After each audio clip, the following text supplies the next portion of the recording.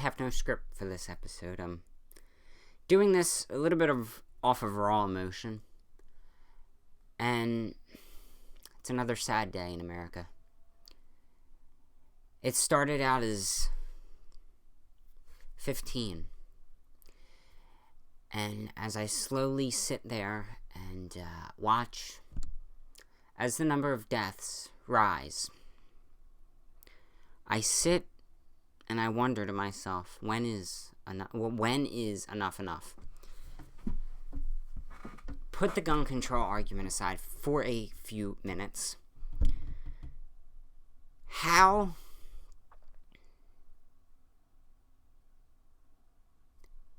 did this shooter just walk into the school? 18-year-old kid, 18-year-old adult, just walks into the school, an elementary school. And I'm just, the more of this I hear, the more it just sickens me. You have to be pretty the media will drop this within a few days because it doesn't fit their narrative. If this was a white person, they would immediately jump to race. A white person shot somebody, they are automatically a white supremacist.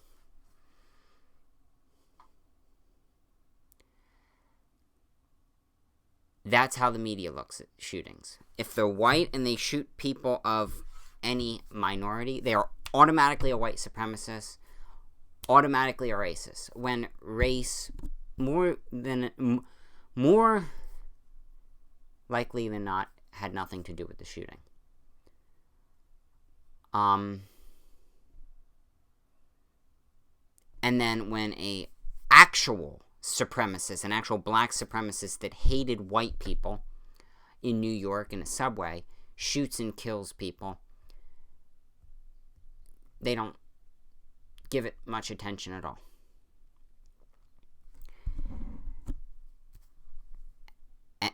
And that complete double standard there, and I'm against that double standard. However, I don't think a lot of these shootings they make about race have nothing to do with race. They're just terrible people. And look, regardless of the skin color, regardless of the motive, to go into an elementary school full of innocent children and to just start shooting, you have to be a pretty screwed up individual. I have some questions. How did the person get into the school? The school building should have been locked. Number one. Number two, the media is completely doing this a disservice, as they do with most of these. The second they hear of a shooting, they jump to gun control. Okay, this guy went into a building and shot people, broke the law, was heinous enough to kill innocent children. What makes you think he is going to obey a gun law?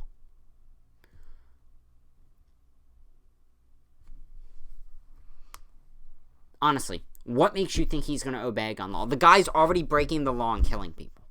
What makes you think he's going to obey a gun law? There is enough guns in this country where you're never going to get them all, number one. And number two,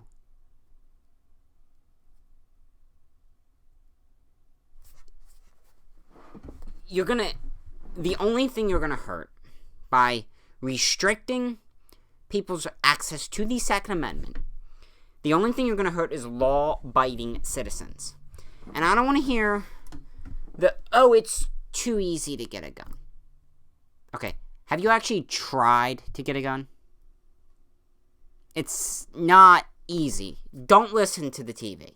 Actually go out, try to purchase a gun, and try to get a gun. You got to go through background checks. You got to go through, depending on the state, you got to go through permitting processes, concealed carry permits, etc. But that's state by state differs. And criminals by nature don't follow laws. That's why they're criminals. So they are not going to follow your stupid little gun law, gun registration, whatever.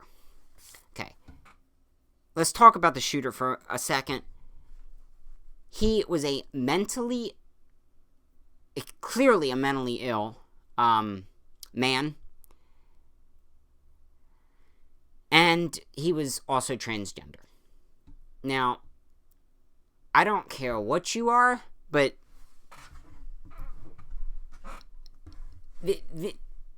I'm not going to make any excuses because there is no excuse valid enough to go do this. But we as a country, there's bipartisan support that we need to make schools safer. So why are we not doing that? Why are we letting these incidences happen? Gun control aside, because we established already just a few minutes ago that's not going to work. Some other options that I've come up with. I mean, obviously, how did he get in the door? The door should have been locked. Therefore, he never should have entered the building. But anyway, on that note, schools. What can schools do from a perspective to keep their children safe? I think number one, first and foremost, is an armed security force. Now, that sounds scary, I know, and we shouldn't have to be talking about this. But I'm not talking about one person. I'm talking maybe at least two people. But the security team at the school, which they already have in place for fights and other school to keep the kids safe. Their job is to keep the kids safe, okay? So they should be able to have guns, and they should be able to use the gun. Because the duration of a mass shooting always depends on the arrival of a good guy with a gun. And 98% of school shootings happen in gun-free zones because they know they're not going to receive counterfire. There is some facts for you. So, arming a security guard, or having a armed police officer. Now, other outlets, possibly clear backpacks. It's kind of a nuisance, though. But clear backpacks, metal detectors. But ultimately, schools need to get to the bottom of why are people doing this type of stuff. And ultimately, it comes down to bullying and mental illness. We've got a real mental health crisis in this country. We've got a real depression problem. And ultimately, people don't know of healthy outlets to deal with those situations. And you can tell just by looking at this 18-year-old's social media that he was depressed and he was screwed up in the head. And I think schools need to do more in the mental health aspect, check on kids, see how each kid is doing, monitor social media, but ultimately maybe have some plants, like 60 Days In type of deal, which is a great show, by the way. 60 Days In, bring some people that look like students that aren't actually students, they're just plants, and then that could help with the mental health issue and just seeing how kids are and how they interact, but it could also help with the drugs and the vaping and all that other stuff as well. But ultimately, it comes down to parenting. Parents, you need to wake the hell up, and if you need to monitor what your kid does online, and if they're posting alarming stuff like this, you need to get your kid some help. I think a lot of these shootings recently, they show warning signs before they go and do this. They don't just one day decide to walk over to the local school and shoot it up. They show warning signs, and those signs are ignored. They are ignored by the school, they are ignored by local law enforcement, and they are ignored by the parents. Ultimately, this comes down to the parents not giving a crap about their kid, and that is what led to this. He had untreated undiagnosed mental illness. It wasn't dealt with accordingly. And he clearly was screwed up in the head to even go do this. And that was failed by whatever high school he did attend. That was failed by the guidance counselors. That was failed by the teachers. That was failed by his parents. But ultimately, it's the parents. You're only in school a certain amount of hours a day. It is your parents' job to make sure you're okay physically, make sure you're okay mentally, and make sure that you are doing good. And the parents failed him in this situation. I mean, it doesn't take much to see that this kid was troubled. Just one look at his social media, and you can find that out. But the audacity for the politicians to use a tragedy like this to further their gun control agenda is just disgusting. And what is even more disgusting is the fact that they would blame Republicans. Like, we want this to happen. We do not want schools to be constantly getting shot up. We do not want innocent children dying. And it is just asinine that they would claim that. And also, lastly, I'm going to sum it up, and the people that are going to use tragedies like this to be like, Republicans are the problem. Don't vote for them because this stuff's going to continue under them. Vote for me. The audacity for you to use a tragedy like this to garner and get votes and get supporters is just the most kind of disgusting thing you can do. You use 19 kids dying to get yourself political points and to get yourself votes. That is disgusting. Republicans hate this just as much as you Democrats do. We don't want kids getting shot. We don't want innocent lives being destroyed.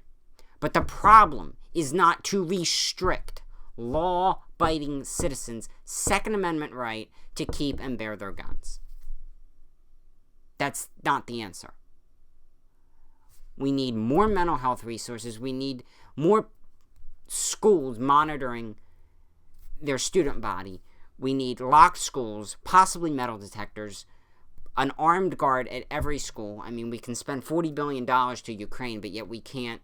We use guns to keep our president, actors, and other political leaders safe, but we can't use guns to keep our kids safe at school. Why? And I'm kind of just rambling here at this point, but why? Mental health resources in this country, parents actually giving an F and monitoring their kids and looking at what their kids do online and social media. And ultimately, if they see these red flags, report this stuff. I mean, I don't know how many shootings we've had at this point, and they say, oh, well, he had a history with the police force. Oh, well, he had a history of posting red flags. Then why didn't you do anything?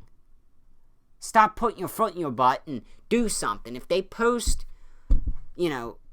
suspicious stuff online and they look depressed, it doesn't take a rocket scientist to figure out what's going to happen next. Parents, you need to step up and monitor your kids and see what your kids are doing online. You need to look out for depression. You need to look out for mental illness. And if you're a school teacher or a school member, you need to do the same. Because your job is to help kids. And this kid clearly needed some. And I don't know how. I'm at a loss for words, honestly. How much longer is this going to go on for? How many more kids have to die before parents do a better job raising your kids? Parents monitor your kids on social media. Teachers, make sure your students are okay mentally. Schools, you need to provide better mental health resources. Arm a security guard at the school, at least 2.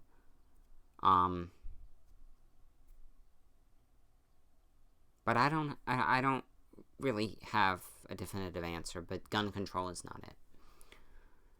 And it's just disgusting that the political elite and the politicians in this country want to categorize all Republicans as we don't care, we want this to happen. That's the furthest thing from the truth. God bless. Have a good week. I'm signing out.